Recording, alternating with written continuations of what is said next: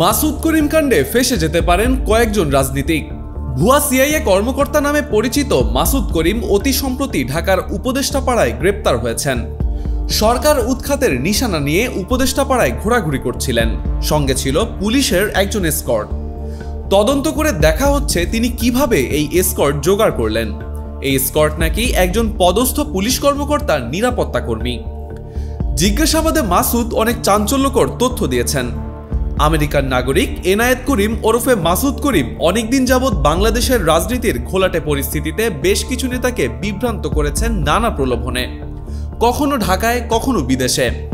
প্রচুর টাকা খরচ করেছেন এই ভুয়া সিআইএ কর্মকর্তা। ওয়ালটন এখন দেশের সীমানা পেরিয়ে পৌঁছে গিয়েছে 50টিরও বেশি দেশে।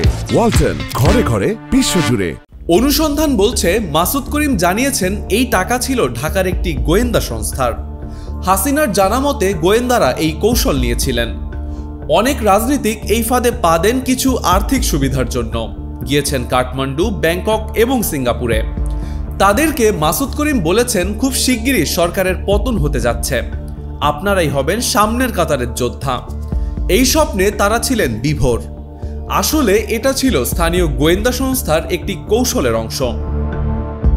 গোয়েন্দা হেফাজতে মাসুদ করিম টাকার সূত্র এবং তার মূল লক্ষ্য সম্পর্কে নিশ্চিত করেছেন। স্পষ্ট করে বলেছেন তার এবারের উদ্দেশ্য ছিল প্রফেসর ইউনূস সরকারের পতন ঘটানো। এ কারণে তিনি কয়েকজন নেতার সঙ্গে সাক্ষাৎ করেছেন। গোয়েন্দারা জানার চেষ্টা করছেন এবারের টাকার উৎস কি, কারা তাকে পাঠিয়েছে। শেষ খবরে জানা যায় এখনও তিনি এ ব্যাপারে মুখ খোলেননি। নাম প্রকাশ না করার শর্তে একজন গোয়েন্দা কর্মকর্তা বলেছেন, আমরা অনেক কিছুই জানতে পেরেছি, তদন্তের স্বার্থে এই মুহূর্তে তা প্রকাশ করা ঠিক হবে না।